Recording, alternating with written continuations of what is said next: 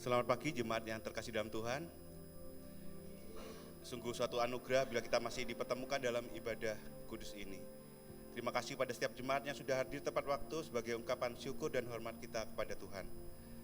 Mari saat ini kita mengambil saat teduh sejenak, mempersiapkan hati dan pikiran kita dengan merenungkan motivasi kita datang dalam ibadah ini. Sungguhkah kita datang dengan kerinduan kepada Bapa? Sungguhkah kita datang hanya karena kita mencintai Yesus? Jemaat dapat berdoa secara pribadi sambil singar akan memujikan pujian bagi Tuhan. Bagi yang sudah selesai berdoa dapat memujikannya bersama-sama.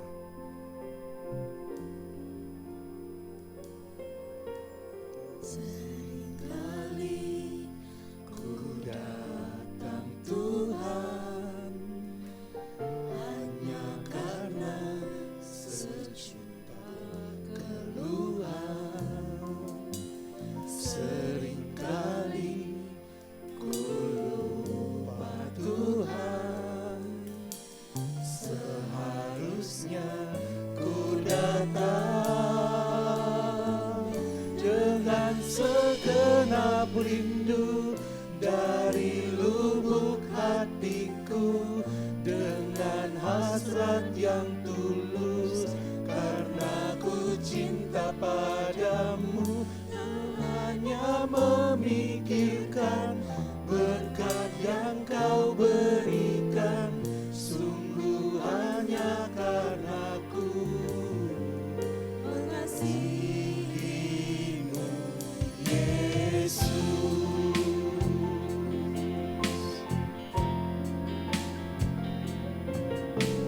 Seringkali aku berdoa hanya karena tak ingin dicela, namun kini ku sadar Tuhan, seharusnya ku datang dengan segenap rindu dari lubuk hatiku, dengan hasrat yang tulus karena ku cinta padamu.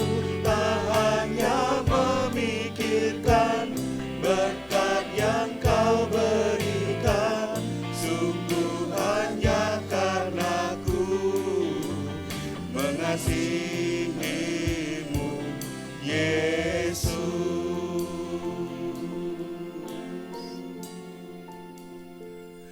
Dengan segenap rindu dari lubuk hatiku, dengan hasrat yang tulus karena ku cinta padamu. Tak hanya memikirkan berkat yang kau berikan, sungguh hanya karena ku mengasihimu, Yesus.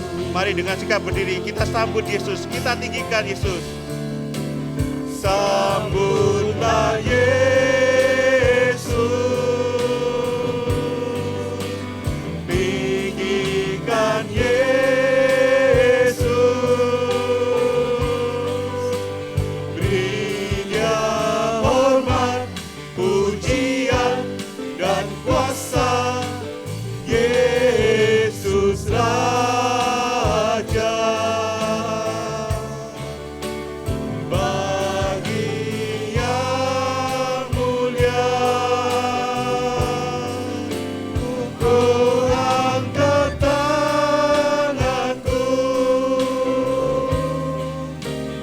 kau ku puja, ku cinta, ku sembah,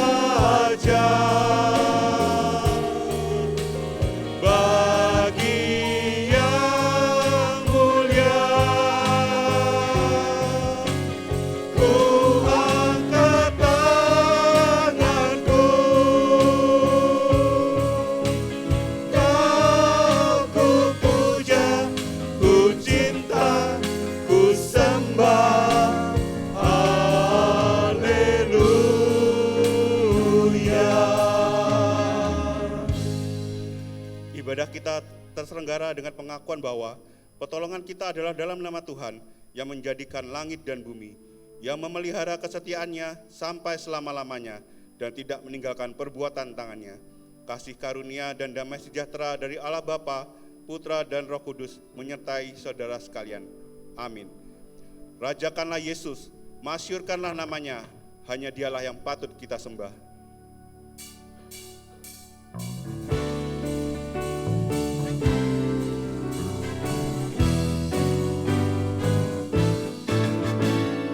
Rajakanlah Yesus, anak domba Allah.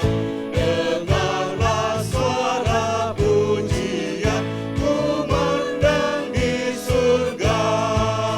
Bangunlah jiwaku, bersama pujilah Tuhan yang mati bagiku. Pujilah Sahanya. Rajakanlah Yesus, anak tunggal Allah. Bergemalah pengikutnya, Dia pun manusia. Segala sengsara telah ditanggungnya, sehingga kita mendapat kehidupan kekal.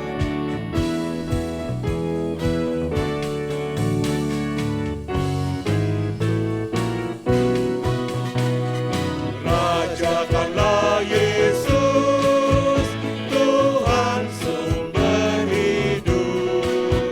Segala bangsa diselamatkan, makna dilenyapkan. Marilah memuji, masyhurkan rahmat-Nya. Hidup kekal Dia berikan karena kematian-Nya. Hidup kekal Dia berikan karena kematian-Nya. Jemaat dipersilakan duduk. Sebentar lagi kita akan mengenang Yesus yang adalah Tuhan, disalibkan dan mati di Golgota. Bukan karena dosanya, tetapi karena menanggung semua hukuman dosa kita. Saat kita membayangkan betapa Yesus disiksa dan dihina, akankah kita menganggap hukuman dosa itu ringan, dan kita terus hidup melakukan dosa? Sekali lagi, dosa bukan hanya karena kita melakukan yang jahat, tetapi saat kita tahu apa yang baik, tetapi tidak melakukannya, kita telah berbuat dosa.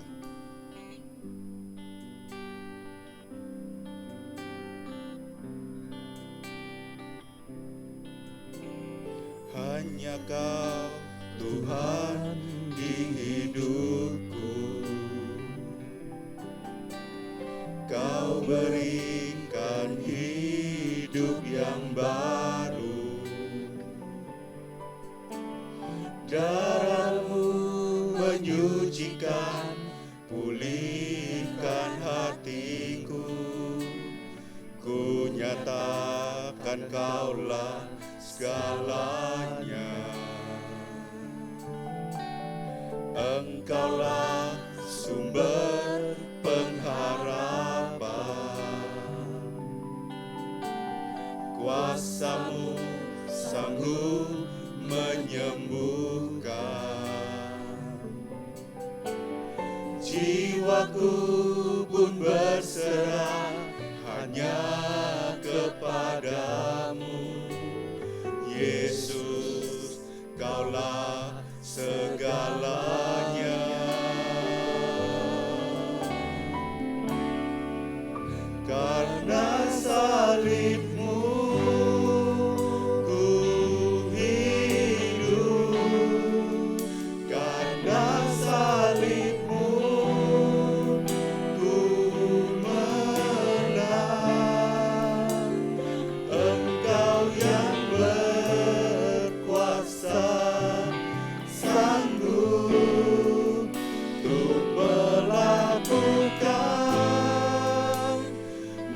mujizat-Mu, karena salib-Mu ku hidup, karena salib-Mu ku menang.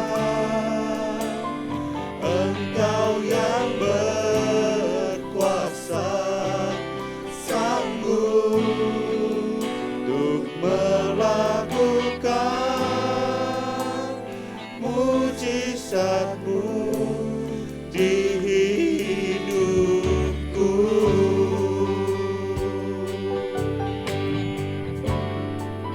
Engkaulah sumber pengharapan, Engkaulah sumber pengharapan. Kuasa-Mu sanggup menyembuhkan. Jiwaku pun berserah hanya kepadamu, Yesus, Kaulah segalanya. Karena salib-Mu ku hidup, karena salib-Mu ku menang. Engkau yang berkuasa, sanggup untuk melakukan mujizat-Mu, karena salib-Mu ku hidup, karena salib-Mu ku menang. Engkau yang berkuasa, sanggup untuk melakukan mujizat-Mu di hidupku. Mari kita berdoa. Di hadapan Allah yang Maha Suci dan Maha Tahu, kami tidak dapat menyembunyikan segala dosa dan pelanggaran kami. Namun Engkau juga tahu bagaimana pergumulan kami, ya Tuhan. Walau daging kami lemah, kami sudah berusaha semampu kami. Dan kami semakin disadarkan, kami memang butuh juru selamat. Tanpa Tuhan Yesus Kristus, hidup kami akan semakin menyimpang dari kebenaran-Mu. Tetapi tangan-Mu mampu menuntun kami kembali. Terima kasih telah memberikan anak-Mu yang tunggal, agar kami beroleh pengampunan, dan kami semua memiliki harapan. Dan ampunilah kami, seperti kami telah mengampuni orang yang bersalah kepada kami. Dalam nama Tuhan Yesus kami berdoa. Amin. Dosaku kuberitahukan kepadamu, dan kesalahanku tidaklah aku sembunyikan. Aku berkata, aku akan mengaku kepada Tuhan pelanggaran-pelanggaranku, dan Engkau mengampuni kesalahan karena dosaku. Demikianlah berita anugerah bagi setiap kita yang telah mengakui dosa dan pelanggaran kita, yang tertulis dalam Mazmur 32 ayat 5. Dosa kita telah diampuni dan hendaknya hidup kita selalu diperbarui semakin memuliakan Tuhan. Mari dengan sikap berdiri kita bacakan petunjuk hidup baru bagi setiap kita dalam Yohanes 8 ayat 11. Petunjuk hidup baru. Lalu kata Yesus, aku pun tidak menghukum engkau. Pergilah dan jangan berbuat dosa lagi mulai dari sekarang. Betapa sukacitanya orang yang telah diampuni oleh Tuhan. Mari kita nyatakan syukur kita dengan memujinya, sebab hanya Dialah yang layak menerima segala pujian.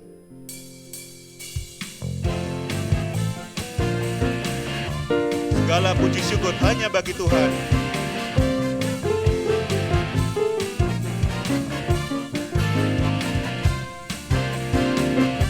Segala puji syukur hanya bagimu Tuhan, sebab Kau yang layak dipuja.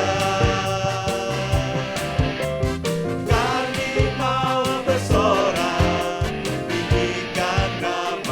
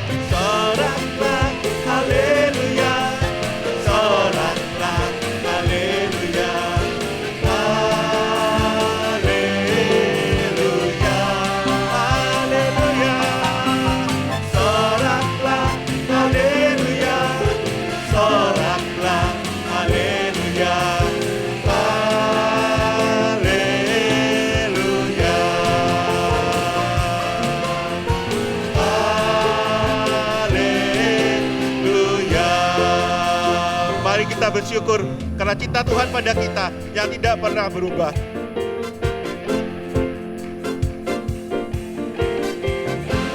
Ku mau selalu bersyukur sebab cintamu padaku takkan pernah berubah. Hatiku percaya walau bumi bergoncang, gunung-gunung beranjak, namun kasih setiamu tak pergi dariku. Tuhanlah kekuatan kita, Tuhanlah mazmur kita, Dia gunung batu dan keselamatan kita.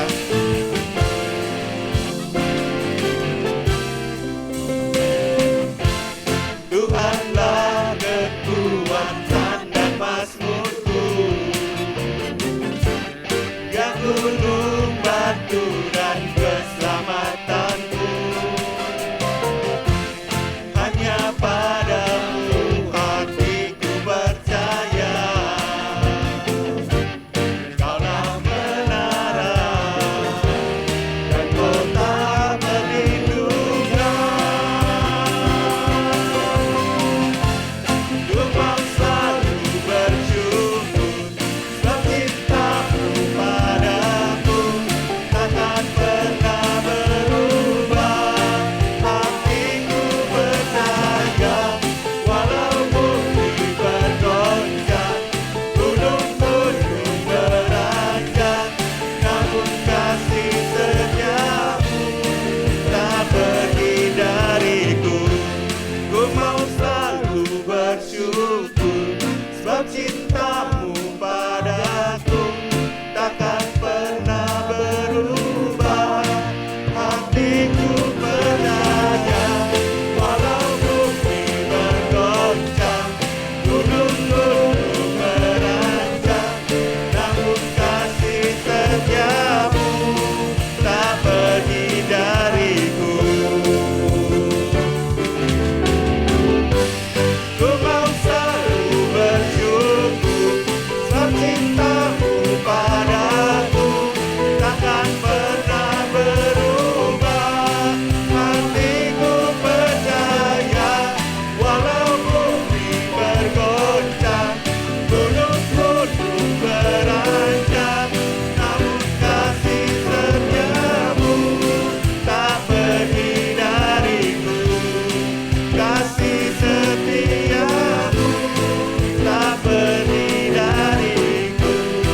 Kasih setiamu tak pergi dariku.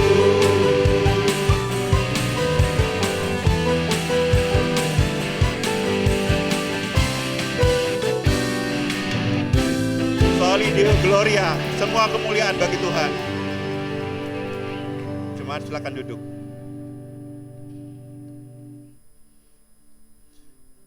Mari kita persiapkan hati dan pikiran kita untuk mendengarkan firman Tuhan. Biarlah hati kita bagai tanah yang subur yang siap ditabur, agar firman Tuhan boleh bertumbuh subur dan menghasilkan buah.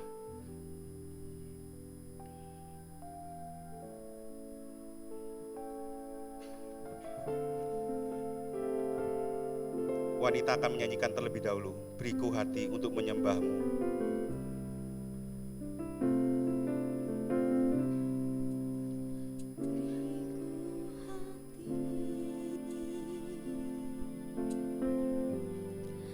Untuk menyembahmu,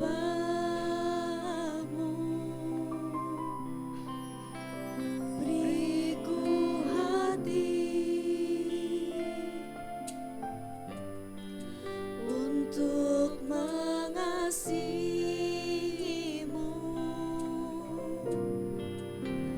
beriku hati memujimu dan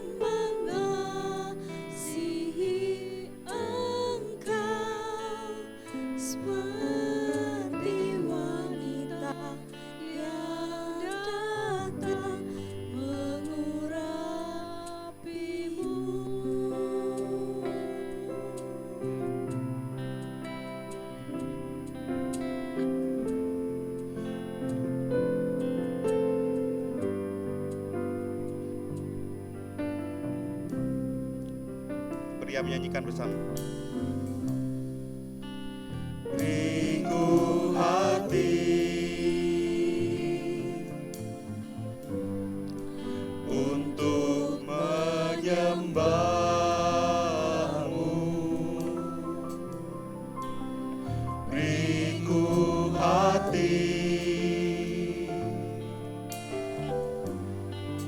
untuk mengasihimu,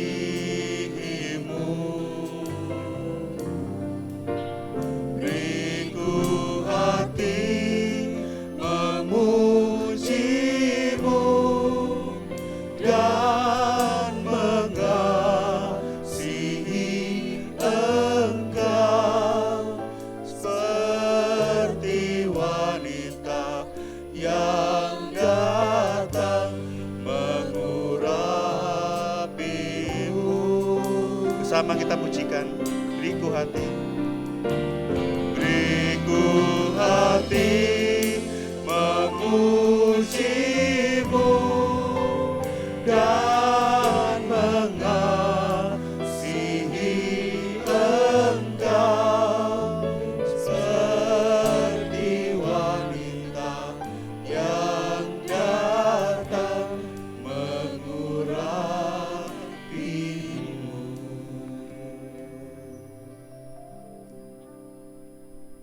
Terus, mari kita berdoa.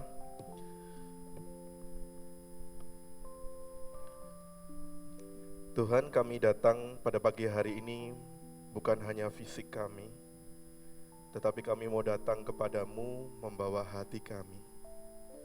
Seperti pujian tadi dikatakan, hati kami mau kami bawa kepadamu karena kami mau menyembah Engkau. Kami ingin membawa hati kami untuk beribadah dan mendengarkan firman-Mu karena kami mengasihi-Mu, Tuhan. Seperti wanita yang datang mengurapi-Mu, demikian kami orang-orang berdosa dipanggil kembali untuk datang kepada Tuhan. Oleh karena itu Tuhan Yesus, berbicaralah, kami siap untuk mendengar. Ajar kami tidak hanya sekedar mendengar, tetapi kami melakukan firman-Mu. Dalam nama Tuhan Yesus kami berdoa dan mengucap syukur. Amin. Baik, selamat pagi Bapak Ibu. Bagaimana liburannya? Kalau nggak ada suara berarti banyakan di Surabaya mungkin ya, sama seperti saya. Ada yang mungkin dalam masa-masa liburan mungkin mengalami sakit. Mohon maaf, saya agak sedikit batuk-batuk. Sudah 1 bulan diminumin obat apapun kayaknya nggak mempan kalau bukan kuasa Tuhan ya menyembuhkan. Tapi tenang, tadi saya dengar juga banyak yang lagi batuk gitu ya. Saya berharap hari ini saya tidak menyebarkan virus, tetapi saya ingin memberitakan firman Tuhan, biarlah kita senantiasa diberikan perlindungan oleh Tuhan dan kita bisa fokus untuk pemberitaan firman Tuhan pada pagi hari ini. Saya mengajak kita terlebih dahulu membaca firman Tuhan yang diambil dari Yohanes, Injil Yohanes pasal yang ke-8 ayat yang pertama sampai dengan ayat yang ke-11. Injil Yohanes pasal yang ke-8 ayat yang pertama sampai dengan ayat yang ke-11. Saya mengajak kita membaca secara bergantian. Saya akan mulai ayat yang pertama. Bapak Ibu sekalian silakan bisa membaca ayat yang kedua, demikian seterusnya sampai dengan ayat yang ke-11. Yohanes 8 ayat yang pertama sampai dengan ke-11. Demikian firman Tuhan. Tetapi Yesus pergi ke Bukit Zaitun.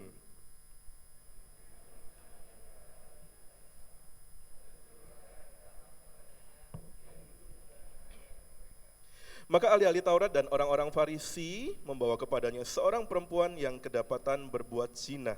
Mereka menempatkan perempuan itu di tengah-tengah.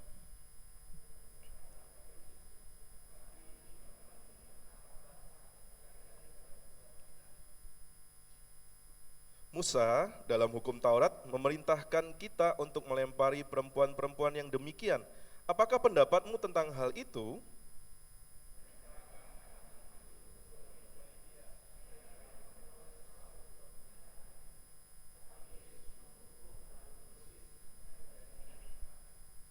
Dan ketika mereka terus-menerus bertanya kepadanya, ia pun bangkit, berdiri lalu berkata kepada mereka, Barang siapa di antara kamu tidak berdosa, hendaklah ia yang pertama melemparkan batu kepada perempuan itu.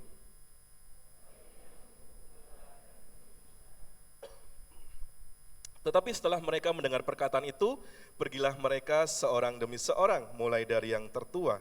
Akhirnya tinggallah Yesus seorang diri dengan perempuan itu yang tetap di tempatnya.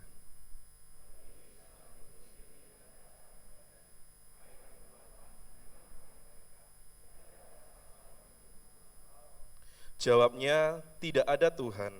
Lalu kata Yesus, aku pun tidak menghukum engkau. Pergilah dan jangan berbuat dosa lagi mulai dari sekarang. Demikian firman Tuhan, kiranya kita tetap boleh membuka firman Tuhan yang sudah kita baca bersama-sama. Jemaat yang dikasihi Tuhan, suatu ketika ada sesuatu hal yang terjadi di asrama pria tempat saya di STT Alitia Lawang pada waktu itu studi.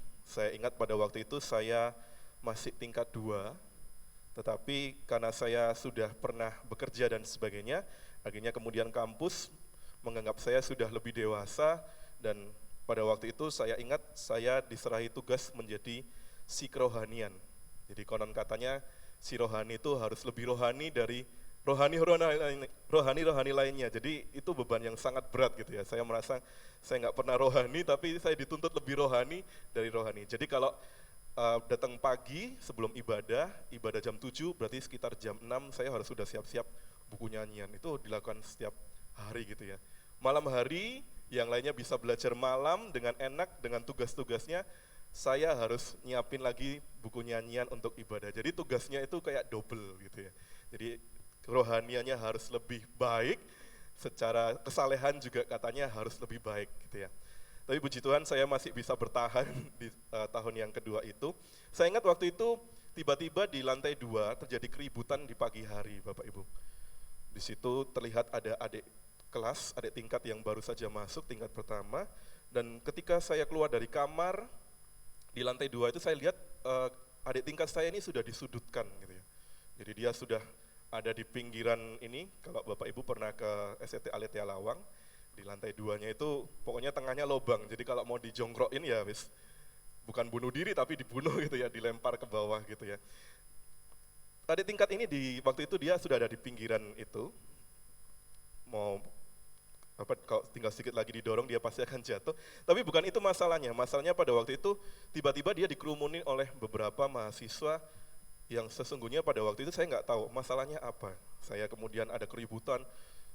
Semakin lama semakin meningkat, semakin ada teriakan, semakin ada intimidasi dan sebagainya. Saya cuma bertanya, ini ada apa toh?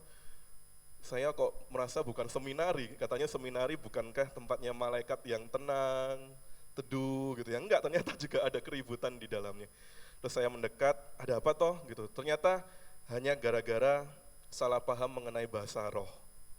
Karena adik tingkat baru masuk, mungkin pemahaman teologi kurang baik, tapi mungkin ada miskom dan sebagainya. Jadi saya semakin bertanya, semakin emosi orang-orang, kakak tingkat saya semakin mengintimidasi, ayo kamu ngaku, kamu percaya dengan bahasa roh atau tidak? Gitu ya. Semakin terus, nggak selesai-selesai karena saya si rohani, harus lebih rohani dari mereka gitu ya. Yang saya lakukan saya hanya, ayo kita kumpul aja semua. Jadi sidangnya sidang bersama-sama, tetapi khusus untuk asrama laki-laki saja, jadi nggak melibatkan asrama perempuan. Ya, kita selesaikan dengan cara laki-laki, nggak tahu nanti teman-teman atau apa, tapi kita selesaikan dengan baik-baik. Saya ingat waktu itu saya kumpulkan di common room, kita ngobrol, ternyata cuma salah paham, Bapak Ibu. Gara-garanya adik tingkat ini memang karena masih penyesuaian, gitu ya, yang awalnya mungkin masih dimanja di rumah dan sebagainya, cuma karena waktu kerja rutin bersih-bersih itu mungkin dia bersihkannya itu tidak bersih.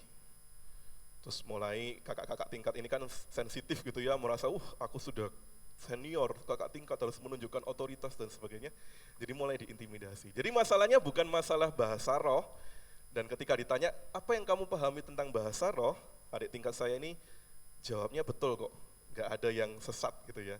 Kalau sesat kan berarti dia harus dikembalikan ke gereja asalnya gitu ya. Tetapi tidak ada kesesatan yang terjadi, masalahnya cuma karena ketidaksukaan dari kakak tingkat, karena kinerja dari adik tingkat yang tidak bersih ketika dia bersih-bersih. Masalah selesai, dan sekali lagi penghakiman itu terjadi sampai begitu hebatnya karena hal yang sepele, tetapi saya tahu hal itu membuat trauma dalam diri adik tingkat saya yang diintimidasi itu. Nah, melalui peristiwa itu saya ingat Bapak Ibu dengan peristiwa yang ada dalam Yohanes pasal yang 8.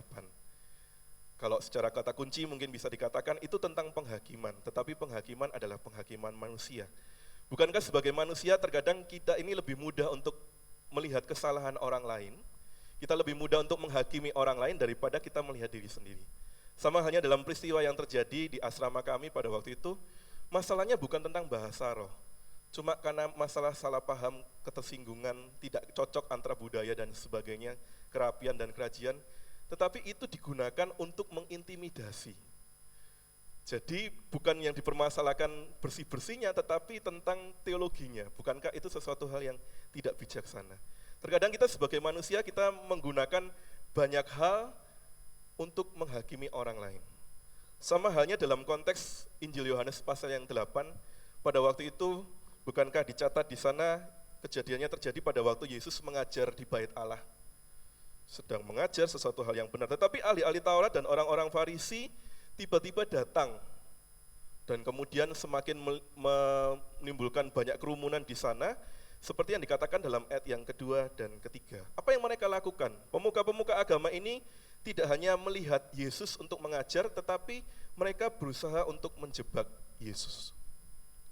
Mereka membawa seorang perempuan yang kedapatan berbuat zina, dan kemudian bagaimana caranya supaya mereka ingin tahu Yesus itu meresponi perempuan ini bagaimana. Bapak Ibu yang dikasihi Tuhan, kalau berdasarkan sejarah Alkitab dan sejarah-sejarah kekristenan, memang pada waktu itu Yesus diperhadapkan oleh orang-orang Farisi pada dua hukum. Yang pertama hukum Taurat seperti yang dikatakan juga dalam ayat yang kelima, dalam hukum Taurat Musa, seseorang yang sudah kedapatan berbuat zina, salah satunya adalah dosa seksual yang dilakukan itu, menurut hukum Taurat Musa, pelaku harus dibunuh dengan dirajam batu. Jadi itu hukumnya sudah wajib dalam perjanjian lama, seperti yang dikatakan dalam kitab Imamat pasal 20 ayat 10, kitab Ulangan 22 ayat 22 sampai dengan 24, jadi pasti dia harus mati. Tetapi pada waktu itu, Yesus diperhadapkan dengan hukum sipil Romawi yang berbeda. Dalam hukum sipil Romawi dikatakan pendekatannya adalah pendekatan moralitas. Artinya apa? Kita tidak boleh main hakim sendiri.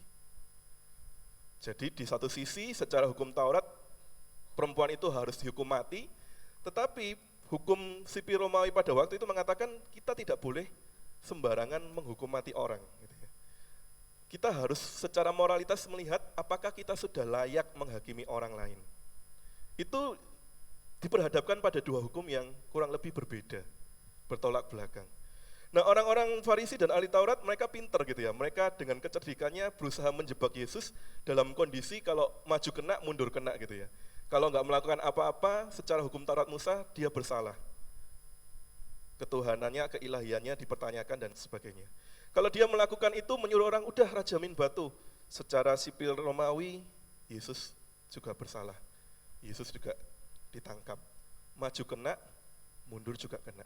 Jadi pada waktu itu diperhadapkan dalam masalah yang sangat sulit, dan sekali lagi orang-orang Farisi dan ahli-ahli Taurat berusaha untuk menghakimi Yesus dengan cara yang demikian. Lalu menarik apa yang dilakukan oleh Tuhan Yesus. Dalam bagian selanjutnya kalau Bapak Ibu perhatikan ayat 6 dan 11, Yesus tidak ngajak debat. Tidak seperti mahasiswa teologi tadi yang ngajak debat gitu ya, baku hantam gitu ya. Enggak, Tuhan Yesus enggak ngajak bertengkar, tetapi yang dilakukan apa? Dalam ayat 6b dikatakan Yesus tidak banyak berkata-kata, dia hanya membungkuk dan menulis jarinya di tanah. Mungkin kita kepo ya Bapak Ibu, apa sih yang ditulis Yesus? Saya jujur sampai sekarang nggak tahu apa yang ditulis Yesus. Saya cari literasi dan sebagainya, tidak banyak yang mengatakan apa yang Tuhan Yesus tuliskan di atas tanah. Kita hanya seringkali lihat di internet gambar Tuhan Yesus menulis, tapi tidak tahu apa yang dituliskan. Ada banyak spekulasi mengatakan, oh itu isinya firman Tuhan dikaitkan dengan perjanjian lama dan sebagainya. Tapi saya secara pribadi lebih mengarah tidak melihat, tidak usah bingung dengan apa yang dituliskan Yesus di atas tanah. Saya lebih meyakini dengan beberapa teolog yang mengatakan bahwa sesungguhnya ketika Yesus menuliskan sesuatu di atas tanah itu ingin menunjukkan dia sama halnya ketika seperti Allah Bapa itu menuliskan jarinya ke dalam 2 loh batu yang ada dalam kitab Keluaran pasal 31 ayat 18. Di situ menuliskan 10 perintah yang diberikan kepada Musa. Jadi itu ingin menunjukkan otoritas Tuhan. Ada sebuah perintah, bukankah hak untuk mengampuni dosa, untuk membangkitkan dan sebagainya itu adalah bagiannya Tuhan, termasuk penghakiman pun adalah wilayahnya Tuhan. Melalui peragaan Yesus menuliskan jarinya di atas tanah, bagi saya pribadi itu menunjukkan, dia ingin menunjukkan, ini loh aku pribadi yang berotoritas. Mungkin bagi sebagian orang mereka menjadi recall, oh ya itu seperti Allah Bapa yang menuliskan jarinya ke dalam 2 loh batu. Dan setelah menulis di atas tanah itu, kepada para pendakwa-pendakwa itu, Tuhan Yesus dengan otoritasnya dia berkata, barang siapa di antara kamu tidak berdosa, hendaklah kamu menjadi yang pertama melemparkan batu kepada perempuan itu. Seperti yang dicatat dalam ayat yang ke-7. Tapi sekali lagi Tuhan Yesus tidak berdebat dalam kisah itu. Kemudian dia membungkuk lagi, dia menulis di atas tanah, sekali lagi tidak tahu apa yang dituliskan Yesus di atas tanah. Nah, Bapak Ibu, melalui peragaan yang dilakukan oleh Yesus ini, bukankah ada sesuatu hal yang menarik? Tuhan Yesus itu sesungguhnya bisa dikatakan dia tidak melakukan satupun hukum Taurat dan hukum sipil.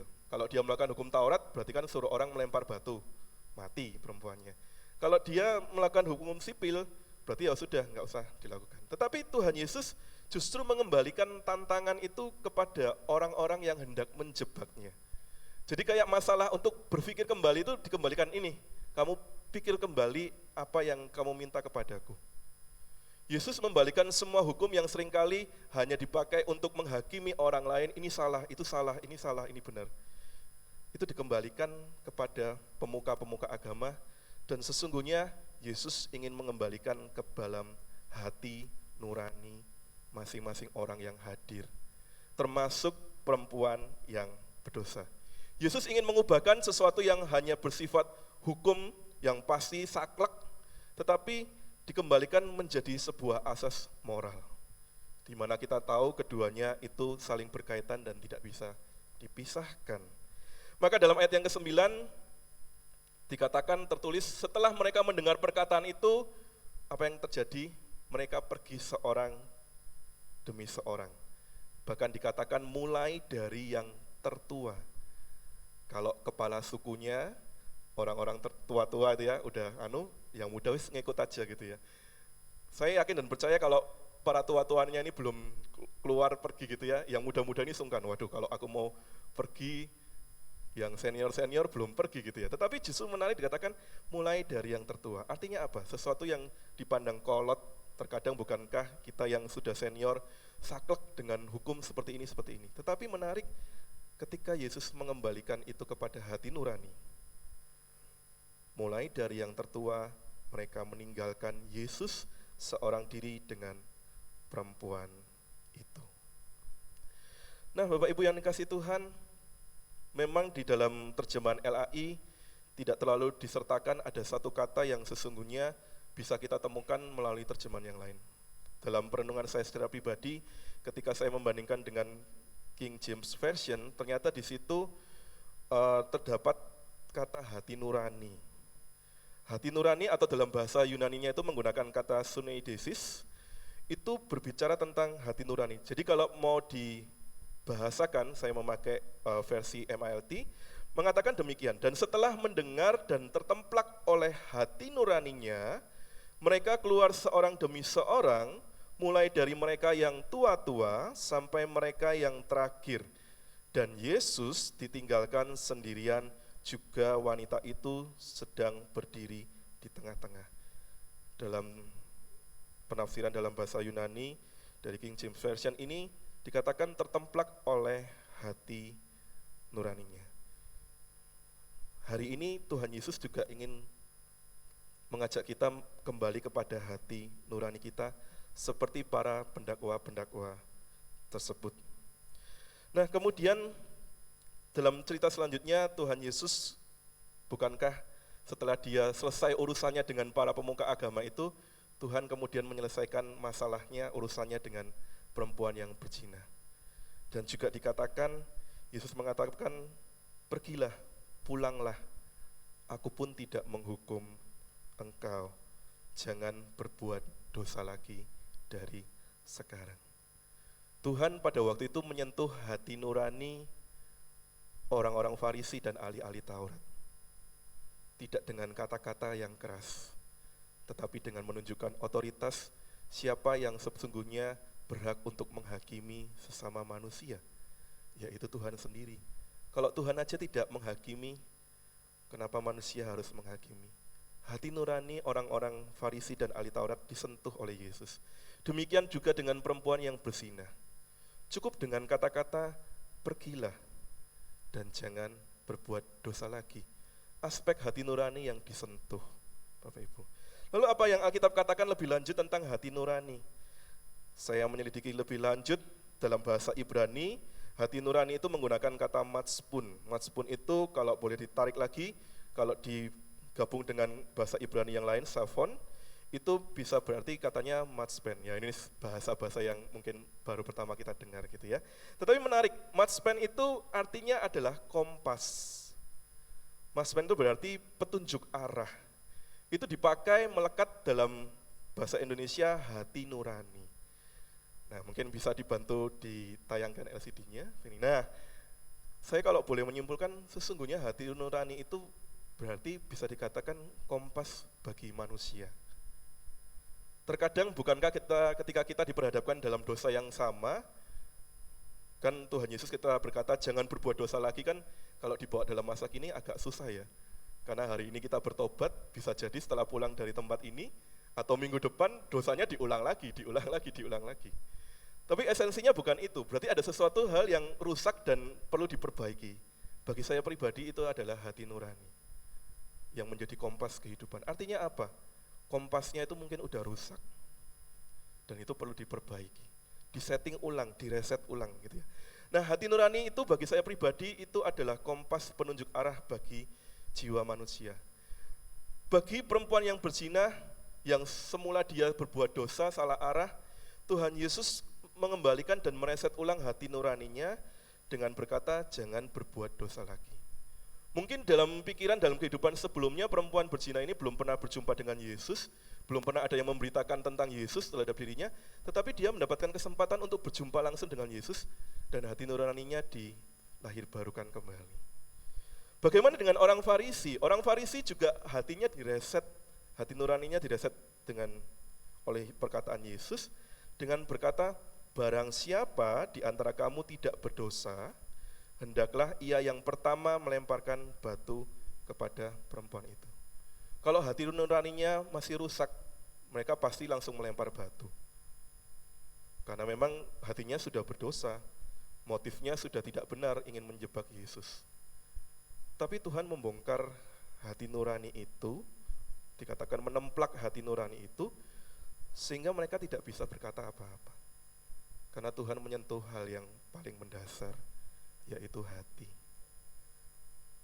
Kalau pertobatan kita hanya sekedar tangisan air mata tanpa ada hati yang tersentuh, bagi saya pribadi juga, saya juga nangis kalau KKR dan sebagainya, tapi ketika pulang, loh kok gini lagi ya, melakukan hal yang sama dan sebagainya.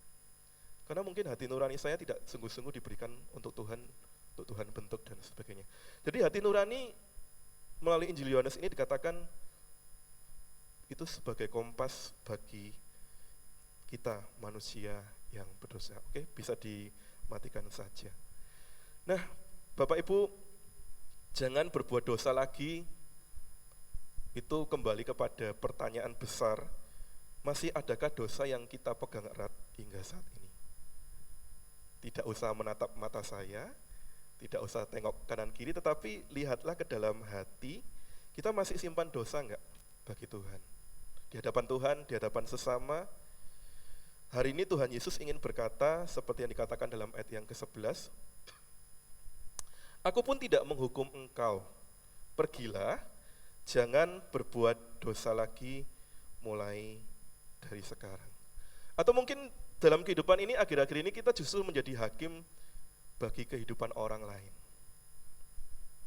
Kalau kita suka nyinyir, kalau kita suka cuit-cuit gitu ya, kadang kalau di hadapan orangnya nggak berani. Tapi kalau udah di media sosial, dalam bahasa teks itu jauh lebih kejam dari perkataan ketika bertemu dengan orang lain. Hari ini saya terberkati Bapak Ibu dengan pagi ini saya baca ada postingannya Pendeta Yeri ya. Pendeta Yeri tahu ya, kalau anak-anak muda, beliau banyak bergumul dengan artis-artis, dengan program-program sahur dan sebagainya. Tetapi paling tidak Pendeta Yeri, dia mempunyai misi untuk bisa memenangkan jiwa di kalangan para artis. Kalau Bapak Ibu melihat postingan hari ini, saya menarik beliau memberikan satu konfirmasi yang sangat bagus. Jadi dia menyoroti ada satu TikTok seorang artis, kita tahu beberapa saudara-saudara kita, mereka memilih berkeyakinan yang lain dengan profesi artis mereka, gitu ya. Dan Pendeta Yeri dalam postingannya itu, dia mengomentari satu artis yang rasanya kemarin malam, dia live TikTok gitu ya. Dan kemudian dia dilihat situ, wih, head comments-nya itu luar biasa. Mulai main fisik, dikatakan gini, fisiknya seperti ini. Mulai dari perkata-kataan kasar, mulai sara, mulai bawa-bawa agama. Bahkan ketika Pendeta Yeri posting di Instagram itu, masih ada itu bawa ajaran reform, masih ada itu bawa ajaran ini, menurut ini, wah semuanya itu jadi pinter agama. Mungkin belum pernah sekolah teologi, nggak tahu esensi berteologi seperti apa, berdebat seperti apa. Tapi menarik, dan itu dilakukan orang-orang percaya. Saya yakin, karena gambar-gambarnya ada yang gambar salib, wajah-wajahnya itu wajah-wajah Kristiani gitu ya. Tetapi dalam komennya itu penuh dengan penghakiman. Menariknya lebih lagi, Pendeta Yeri dalam setiap komen itu, dia memberikan pernyataan, dan hampir sama dengan khotbah hari ini. Kita tidak bisa menjadi hakim buat orang lain.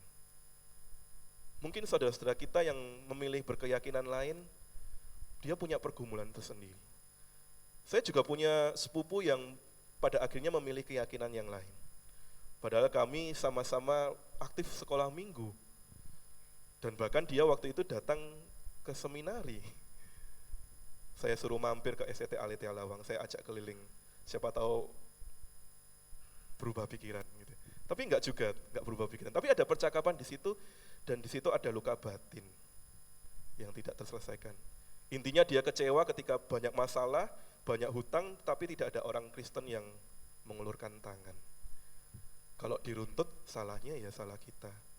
Saya tidak tahu waktu itu sepupu saya punya kesulitan. Kalau punya kesulitan ya dia bilang ya mungkin bisa bantu. Tapi saya nggak pernah tanya kabar dan sebagainya. Jadi salahnya juga salah di saya.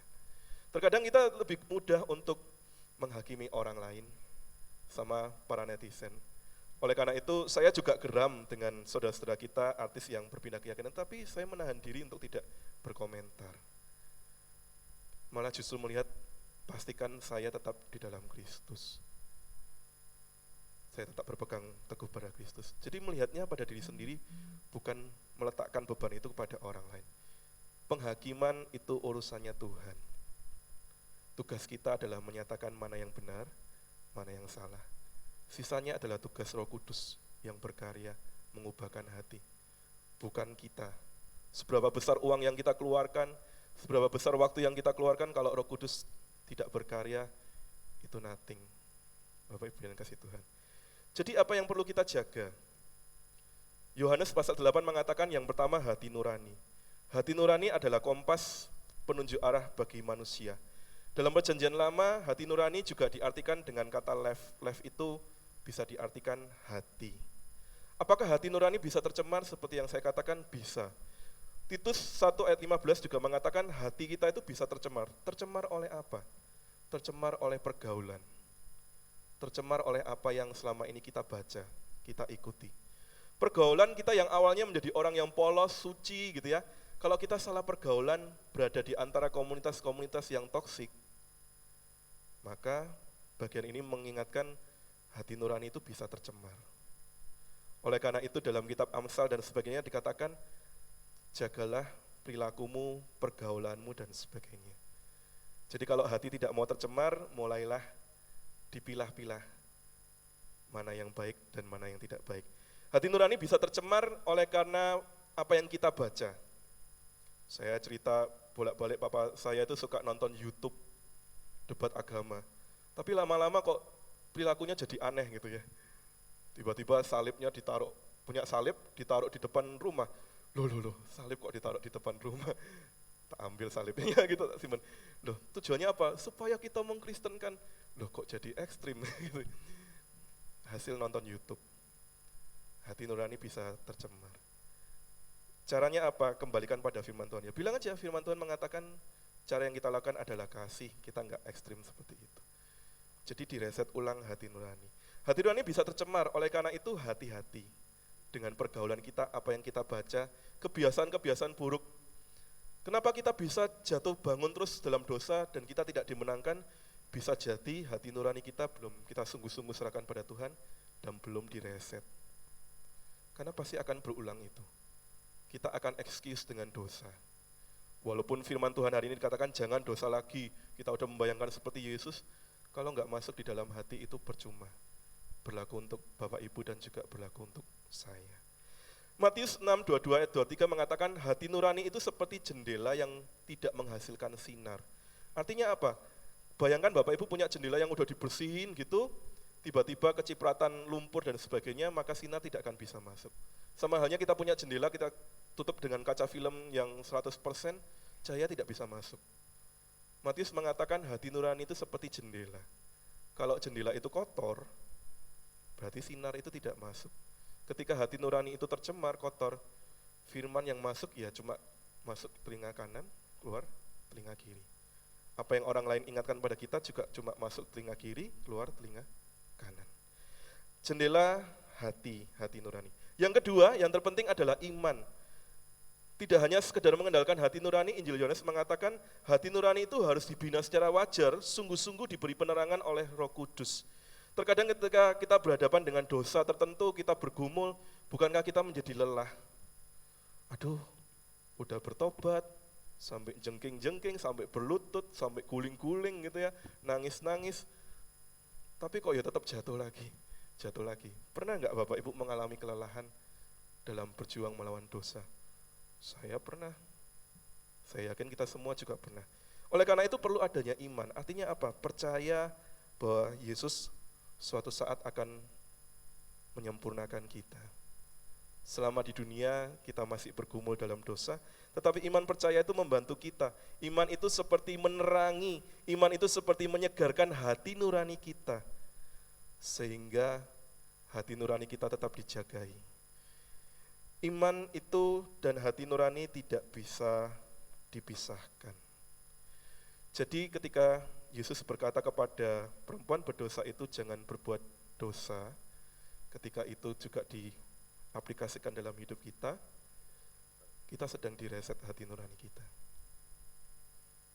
Dua hal yang menjadi pertanyaan reflektif. Yang pertama, masihkah hidup kita dipenuhi dengan dosa yang tersembunyi? Dan yang kedua, sudahkah kita menyertakan Tuhan di dalam pergumulan dosa? Manusia tidak bisa mereset hati nurani. Hanya Tuhan melalui karya Roh Kudus yang bisa mereset ulang hati nurani itu. Saya ingin mengajak kita menyanyikan sebuah pujian. Pujian ini memberkati saya dalam usia remaja, Bapak Ibu. Dan ketika saya mempersiapkan ini, saya terngiang-ngiang pujian ini. Mungkin pujian ini pertama kali baru kita dengar dari nyanyian PKJ. Bila kuruneng dosaku, saya ajak kita belajar pujian ini, kita juga ikut menyanyikan pujian ini.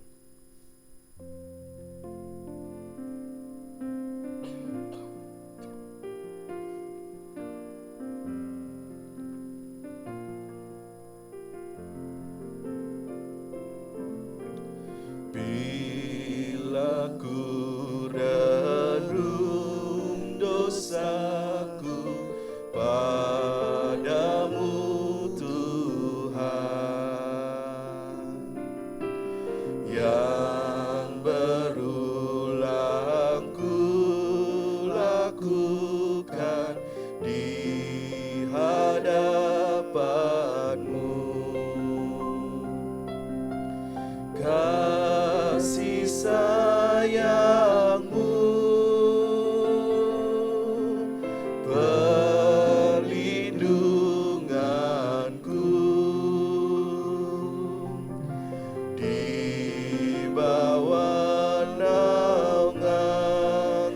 sayapmu, damai hatiku. Kasih sayangmu, pengharapanku,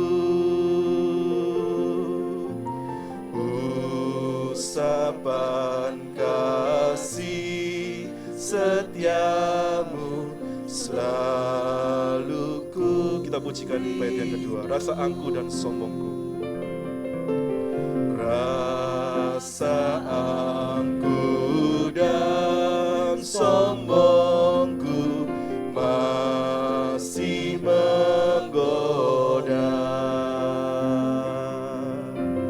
Iri hati dan benciku kadang menjelma. Kasih sayangmu, kasih sayangmu, perlindunganku, di bawah naungan sayapmu, damai hatiku. Kasih sayangmu Tuhan, kasih sayangmu, pengharapanku, usapan kasih setiamu selalu ku rindu. Saya mengajak kita mengambil doa pribadi di hadapan Tuhan. Bapak Ibu yang kasih Tuhan, hari ini kita diingatkan bahwa kita adalah manusia yang berdosa. Sekali lagi saya ajak, mari kita datang kepada Tuhan. Apakah ada dosa yang belum kita akui di hadapannya? Kita bawa di dalam pribadi kita.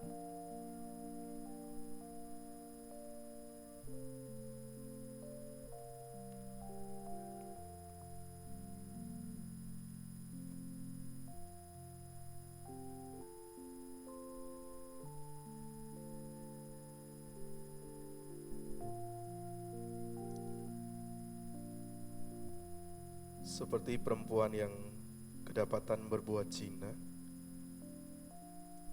Yesus datang dengan penuh kasih. Yesus tidak datang dengan membawa pedang untuk membinasakan perempuan yang berbuat zina. Yesus berkata, "Aku pun tidak menghukum engkau. Pergilah, jangan berbuat dosa lagi mulai dari sekarang." Perkataan Yesus ini juga hendak berkata secara pribadi kepada kita. Jangan berbuat dosa lagi. Karena Yesus sudah memperbaiki, melahirbarukan hati nurani kita ketika kita datang dengan sungguh-sungguh kepadanya dengan ketulusan hati. Apabila kita memiliki iri hati dan sombong, seperti para pemuka-pemuka agama, apakah kita selama ini, akhir-akhir ini lebih banyak menghakimi orang lain? Merasa diri kita paling benar, paling bisa, paling sukses mungkin? Tetapi Yesus berkata pada orang-orang yang demikian seperti ini, "Barang siapa di antara kamu tidak berdosa, hendaklah ia yang pertama melemparkan batu kepada perempuan itu." Biarlah kita melakukan hal yang sama kepada para pemuka agama dan orang-orang banyak yang setelah mendengar perkataan Yesus yang demikian, satu persatu di antara mereka pergi meninggalkan Yesus sendiri bersama dengan perempuan berdosa. Karena saya yakin dan percaya mereka menyadari mereka adalah orang berdosa. Sama halnya dengan kita ketika kita banyak menghakimi orang lain. Biarlah pedang itu diarahkan terlebih dahulu, penghakiman itu diarahkan kepada kita. kita diingatkan kita bukan menjadi hakim bagi kehidupan orang lain. Hanya Tuhan yang menjadi hakim yang sejati. Tugas kita hanya menyatakan kebenaran, dan kita diajarkan untuk mengasihi mereka yang bersalah kepada kita. Orang-orang yang harus kita berikan pengampunan tidak hanya orang-orang yang mudah untuk kita ampuni. Bisa jadi itu adalah keluarga di antara kita. Mungkin saat ini ada pasangan yang sedang bertengkar, tidak enak hati, saling menyalahkan satu dengan yang lain. Kepada mertua, kepada menantu, kepada anak-anak, kepada cucu, kepada sesama pelayan di dalam gereja ini, kepada siapapun, semuanya itu berlaku untuk setiap musuh-musuh kita. Mereka bisa salah, kita pun juga bisa salah, dan di mata Tuhan kita sama. Sambil dalam sikap berdoa, saya ajak kita kembali memujikan bait yang pertama. Bila ku renung dosaku pada Tuhan.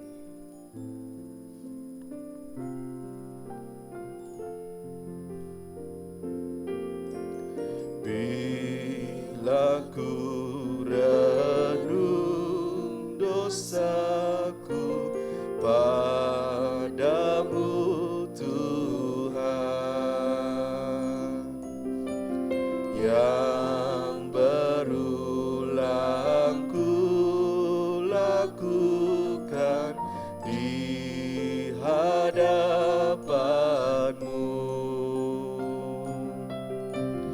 Kasih sayangmu perlindunganku, di bawah naungan sayapmu damai hatiku. Kasih sayangmu pengharapanku, usapan kasih setiamu selalu ku rindu. Tuhan, ini doa-doa pengakuan dosa kami. Sesungguhnya tidak hanya saat ini saja kami mengaku dosa, biarlah setelah kami pulang dari tempat ini, hari demi hari, setiap jam, setiap menit, setiap detik, ketika kami jatuh dalam dosa kesombongan, ketika kami jatuh dalam dosa apapun itu Tuhan, ajar kami untuk senantiasa datang dan mengakui segala dosa kami. Karena melalui itulah Roh Kudus berkarya untuk kembali mengatur ulang hati nurani kami, sehingga kami boleh beriman hanya kepada Yesus Kristus, Sang sumber pengharapan, sumber kehidupan. Dalam nama Tuhan Yesus kami berdoa dan mengucap syukur. Amin.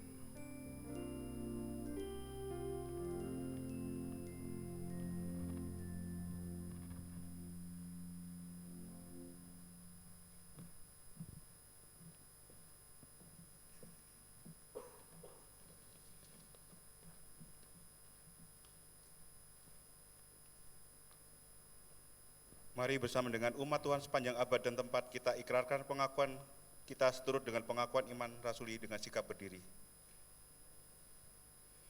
Pengakuan iman rasuli. Aku percaya kepada Allah, Bapa yang Maha Kuasa, Khalik langit dan bumi, dan kepada Yesus Kristus, anaknya yang tunggal Tuhan kita, yang dikandung dari Roh Kudus, lahir dari anak darah Maria, yang menderita sengsara di bawah pemerintahan Pontius Pilatus, disalibkan, mati dan dikuburkan, turun ke dalam kerajaan maut. Pada hari yang ketiga, bangkit pula dari antara orang mati, naik ke surga, duduk sebelah kanan Allah, Bapa yang Maha Kuasa, dan dari sana ia akan datang untuk menghakimi orang yang hidup dan yang mati.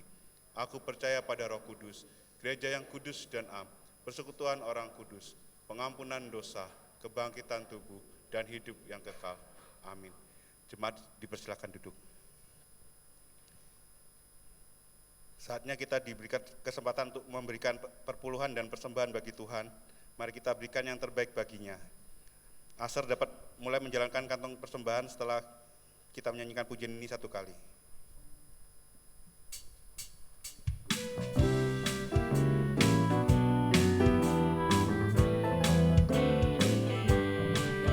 Besarlah untungku jika Yesus milikku, bersuka jiwaku karena damai yang penuh. Meskipun angin keras, badai dunia menderu, goyah hatiku karena Yesus milikku. Benar-benar bersalah untukku, benar-benar bersalah untukku, benar-benar bersalah untukku. Ketika Yesus sungguh telah tetap milikku.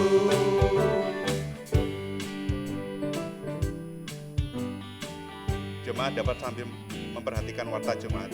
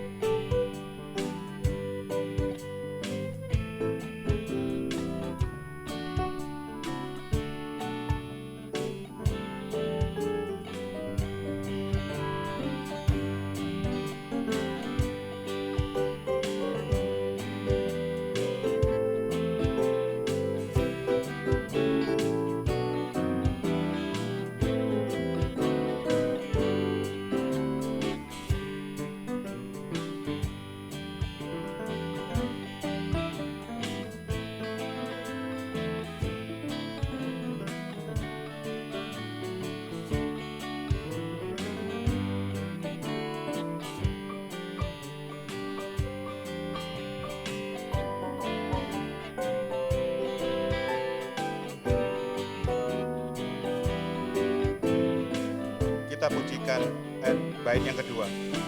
Kendati tiadalah hartaku di dunia, hatiku tak resah, tak bersungut berkesan, karena ku sungguh tahu jika Yesus milikku, tak sia-sialah segenap usahaku. Benar-benar bersalah untukku, benar-benar bersalah untukku, benar-benar bersalah untukku. Ketika Yesus sungguh tetap milikku. Dengan bagi berdiri kita pujikan. Benar-benar bersalah untukku, benar-benar bersalah untukku, benar-benar bersalah untukku. Ketika Yesus sungguhlah tetap milikku. Mari kita bawa persembahan kita di hadapan Tuhan. Sungguh kami beruntung ya Yesus memiliki Tuhan yang begitu mengasihi kami. Penyertaan dan berkat selalu Kau berikan baru bagi setiap kami, setiap pagi. Saat ini kami persembahkan ucapan syukur kami melalui persembahan ini yang kami bawa dengan hati tulus, ikhlas dan sukacita. Kiranya Tuhan berkenan dan mau memakainya untuk kemuliaan nama-Mu melalui gereja kami. Dan ajar kami bukan hanya memberikan materi, tetapi juga memberikan hidup kami, waktu dan tenaga kami sebagai persembahan yang hidup dan kudus. Dalam nama Tuhan Yesus kami berdoa. Amin. Jemaat silakan duduk. Sambutan oleh Pendeta Emil.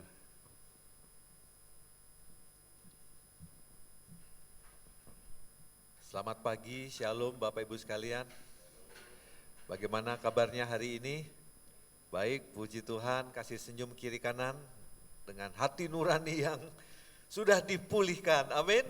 Oke, atas nama gereja saya mengucapkan selamat datang, selamat beribadah di ibadah yang pertama ini. Kiranya Tuhan memberkati kita semuanya.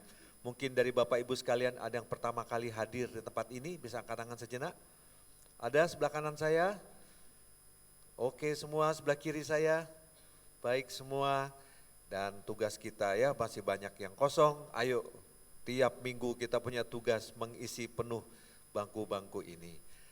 Kiranya Tuhan memberkati. Terima kasih atas pelayan ibadah Evangelis Antonius. Kiranya Tuhan memberkati atas pelayanan hari ini, dimanapun berada melayani, tetap semangat, Tuhan pakai dengan luar biasa. Setiap pelayan ibadah hari ini Tuhan juga memberkati, kiranya Tuhan menolong dan biarlah anugerah melayani ini sungguh dilakukan dengan penuh tanggung jawab. Bapak Ibu sekalian, ada beberapa hal yang perlu saya tekankan. Yang pertama dari Komisi Pasutri tanggal 11 ini ada persekutuan ya, paruh waktu. Oh ini apa maksudnya ini ya? Ayo datang Pak Siakoksin, Pendeta Siakoksin yang akan menyampaikan kebenaran firman Tuhan, dan ada makan malamnya tetap Pak Ronald ya. Oke, karena liburan lebih istimewa ya. Oke. Baik, lalu dari Komisi Pasutri juga bergabung dengan Komisi Anak dan juga Remaja Pemuda mengadakan FC F4. Masih ingat film FC? Dengan bintangnya Tomingse. Nah ya, kita juga ada FC, fit, sehat, fun, sukacita, faithful family, keluarga yang sehat, yang gembira, menyenangkan dan beriman. Wah, apa maksudnya ini? Tanggal 1 Mei kita akan adakan jalan sehat bersama. Ada gamesnya, ada door prize-nya, ada cooking, ya macam-macam. Dan dress code-nya, ada hadiahnya nanti, dress code-nya warna merah. Ya, semua warna merah. Yang paling banyak merahnya menang. Antingnya warna merah, kalungnya warna merah, sepatunya warna merah, ya semua warna merah, menang. Ya, nanti dihitung, ada berapa pemenang, mungkin banyak gitu ya. Bayarnya cuma Rp25.000, nanti dapat soto katanya. Ya, mudah-mudahan soto babi, mudah-mudahan. Baik ya, ayo daftar, mulai sekarang sudah buka booth-nya, silakan daftar. Baik, yang kedua kita akan lihat rangkaian acara Paskah. Mulai tanggal 13 minggu depan kita akan maklumkan puasa bersama dalam rangka Paskah ya, memperingati kematian dan kebangkitan Tuhan Yesus.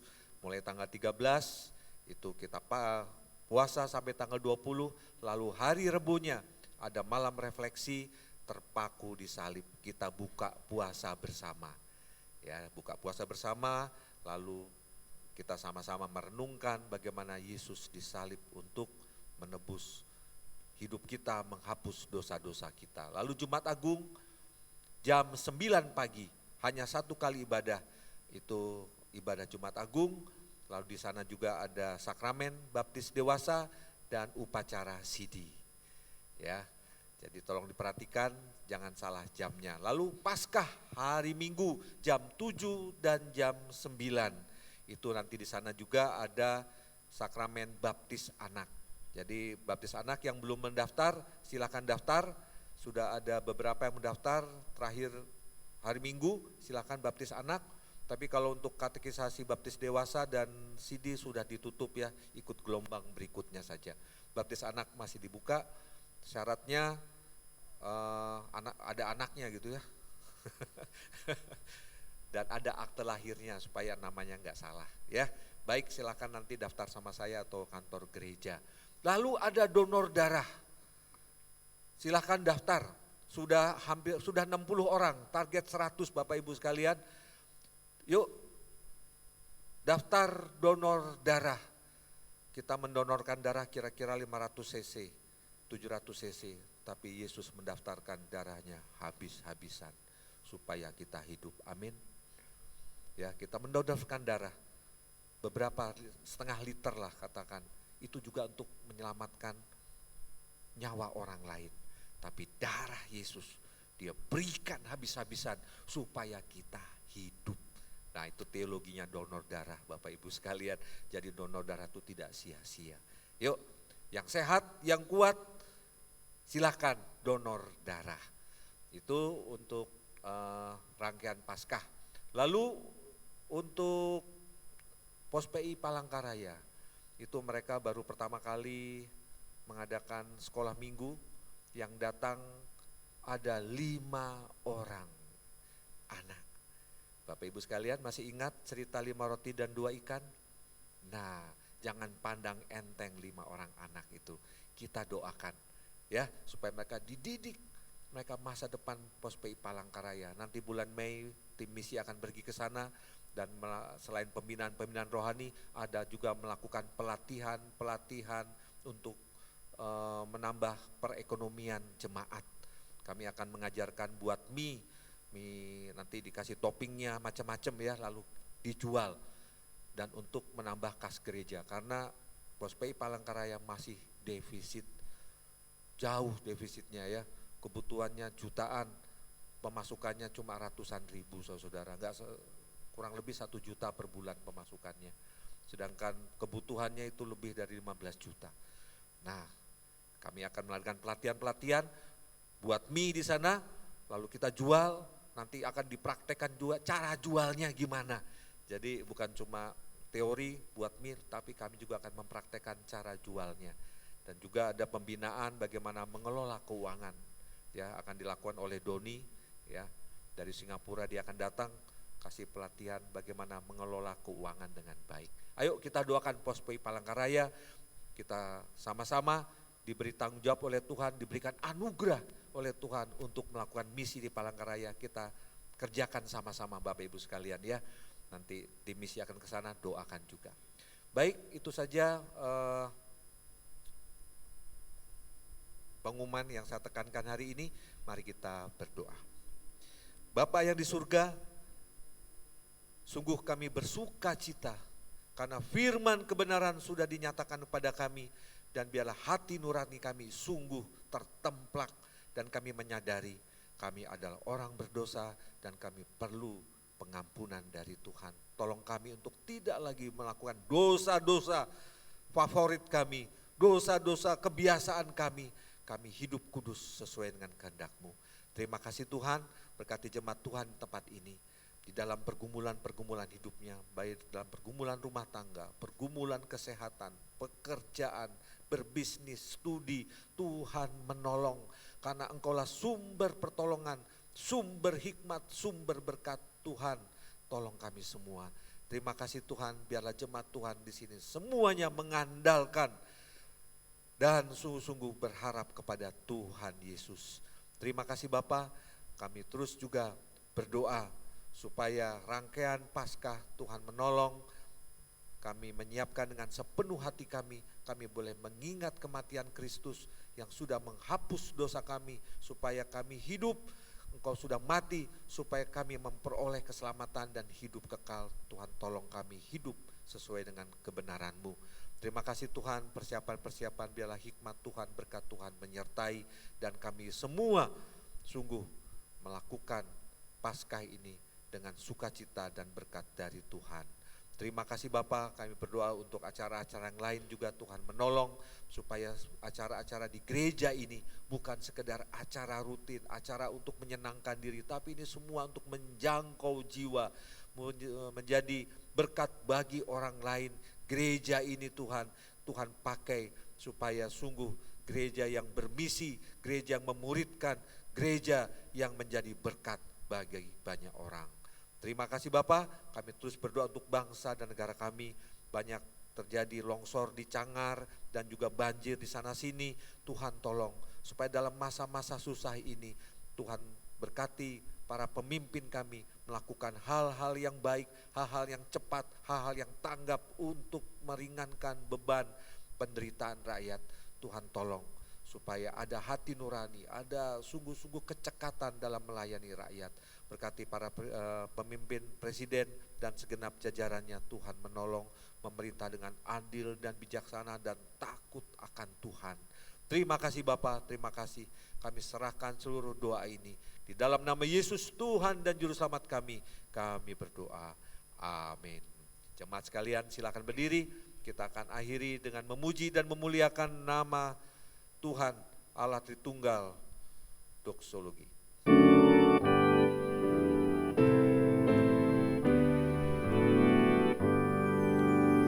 Puji Allah Bapa Putra, puji Allah Roh Kudus, ketiganya yang esa. Mohon selamat sumber berkat. Amin.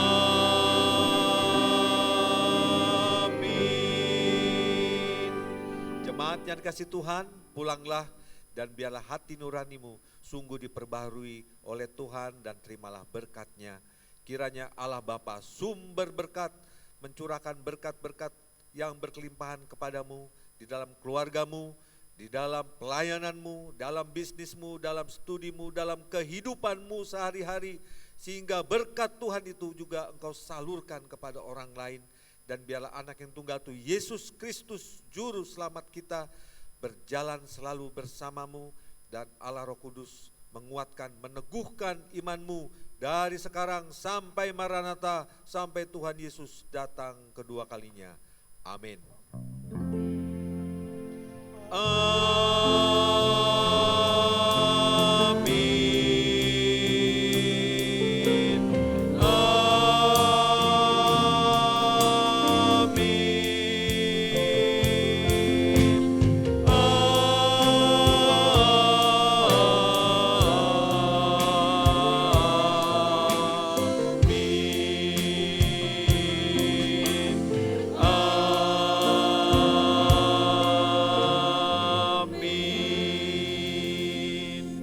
Amin. Ibadah selesai, saat teduh. Tuhan Yesus memberkatimu.